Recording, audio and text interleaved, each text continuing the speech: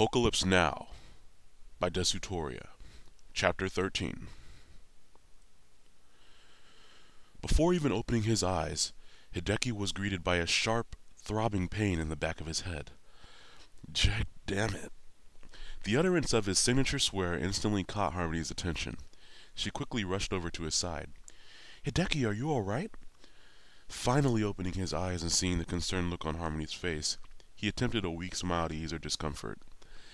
"Yeah, other than the fact that I feel like I got hit by a truck." "Well, you're almost right," Xerxes said. "Or wait, did you say truck or trunk?" Hideki turned his head slightly until he could see the base of the tree he had collided into.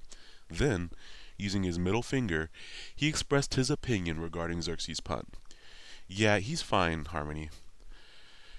"Hideki, really?" she said, still obviously worried. "Can you move everything? Are you sure you're all right?"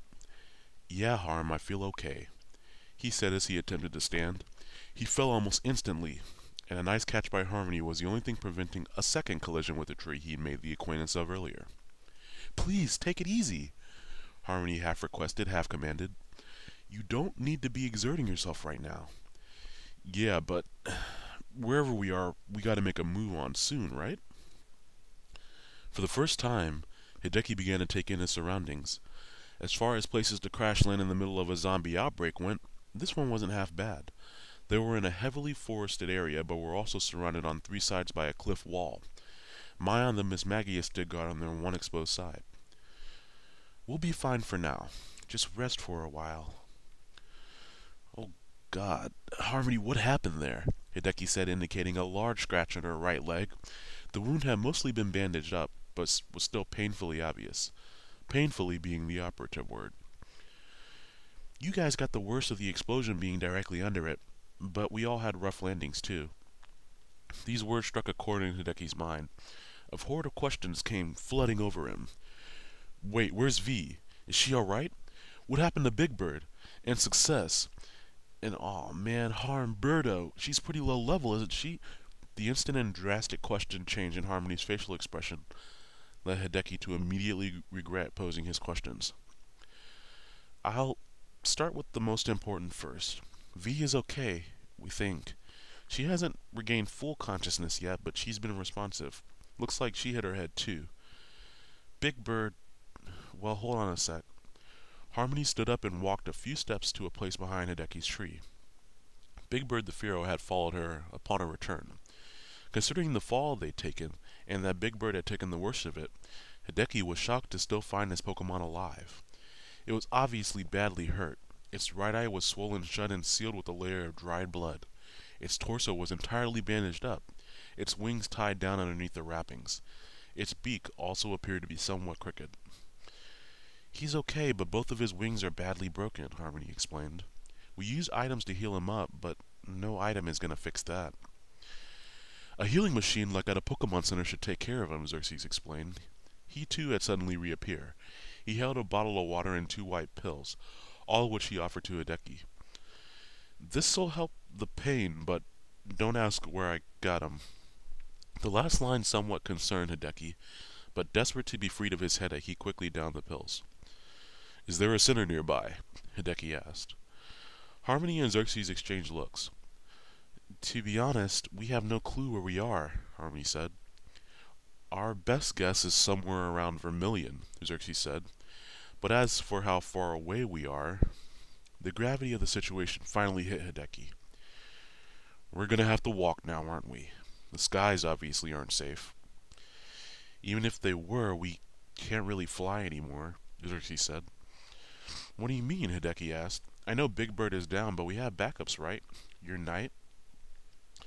"I still have Flandre, yes, but Vermilia..." Xerxes' glance shifted down over to a particularly sharp, blood-stained rock a few paces from where they had gathered. "Ah, hell. I'm lucky it wasn't me. I hit the ground just behind the rock, but Vermilia..." "And," Harmony interjected, "Birdo's hurt really bad too. Her injuries are more internal, like Big Bird. If we can't get her to a healing machine soon..." "That leaves us with Flandre and V's Pidgeotto as our only flyers left," Xerxes noted. "We can't all 4 fly." Wait a minute, you're forgetting success. I can... Hideki froze as he realized he didn't remember ever calling back his Zapdos. Guys, did he come... Xerxes shook his back as Harmony hugged hers in sadness.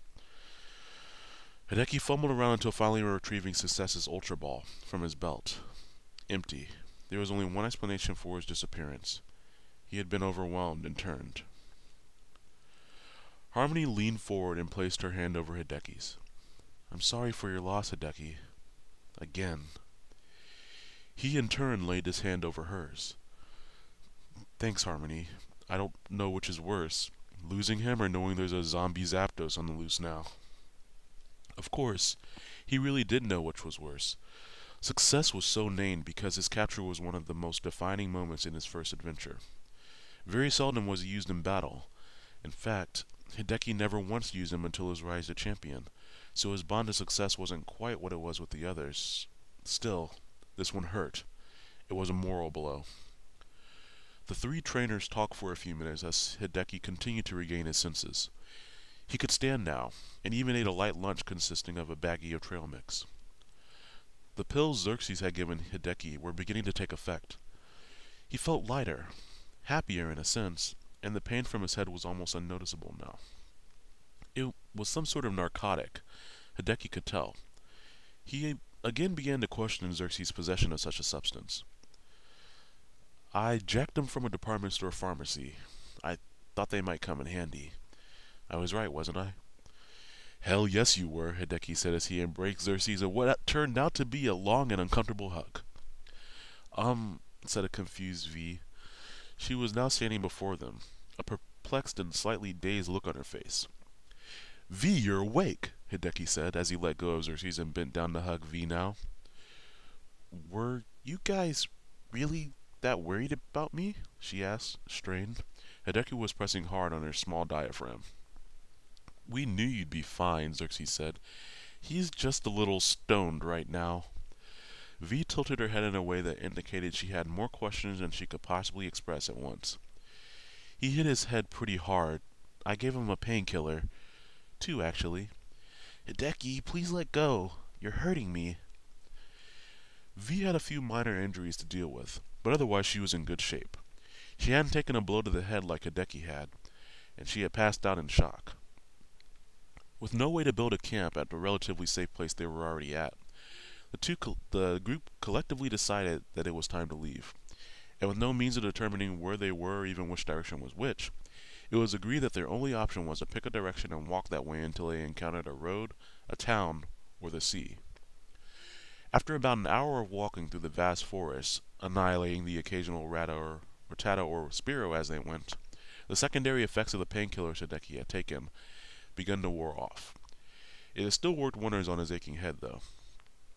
Why so glum, Hideki? Harmony asked. What do you mean?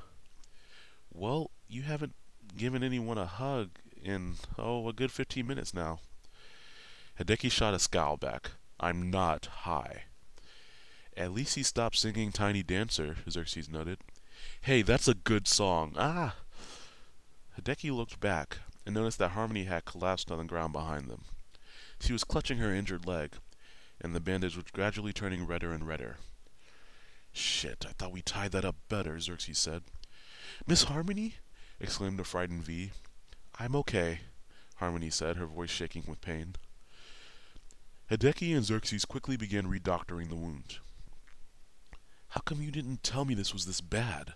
This is a deep cut, Harm. I had sealed it before, Xerxes explained. All this walking just must have been too much for it. We have to get you off of this leg.